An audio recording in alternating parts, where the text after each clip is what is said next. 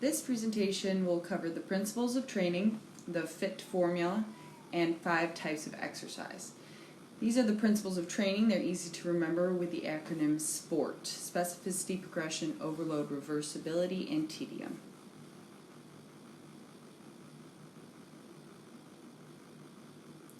So the first principle is specificity. So all of these principles should be applied to any training program that you would do for yourself or for somebody else.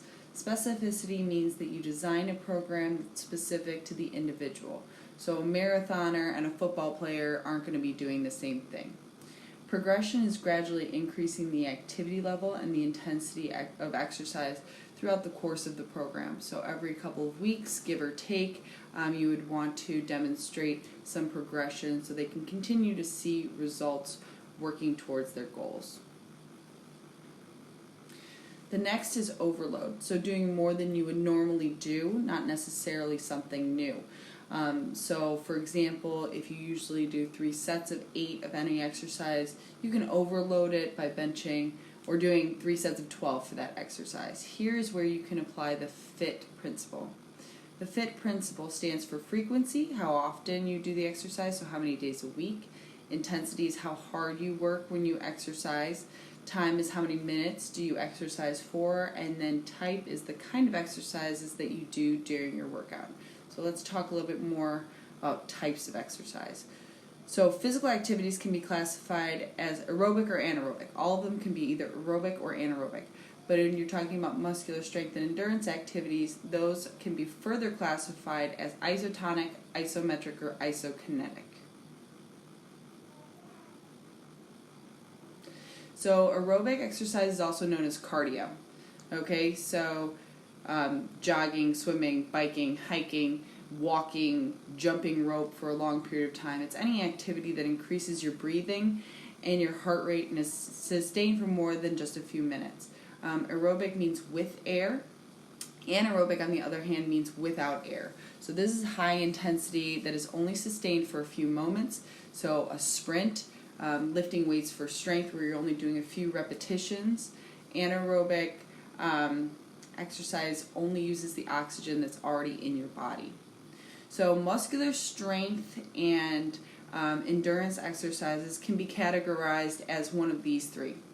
So it could be isotonic, which is an activity that muscles contract through the whole range of motion. So if you think about a bicep curl and you're bringing that dumbbell up, your muscles are contracting as you bring that dumbbell up, but they're also contracting when you bring it down to your starting position. So that's an isotonic exercise. An isometric exercise is where the muscles contract, but there's hardly any movement that takes place. So you can experience an isometric exercise right now if you put your palms together in front of your chest and then push your palms together as hard as you can. You can feel your chest and your arms contracting, but no movement is taking place. And then isokinetic exercise is usually done in a rehabilitative environment where you have machines that are specialized to not go any faster or slower based on the amount of effort a person gives. Okay, so we'll typically use isotonic and isometric exercise.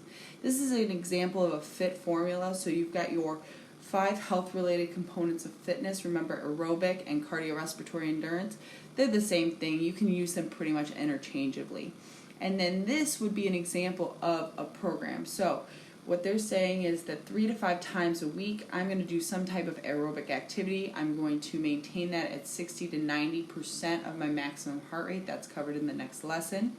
I'm going to do it for this many minutes, and I'm going to do this type of exercise.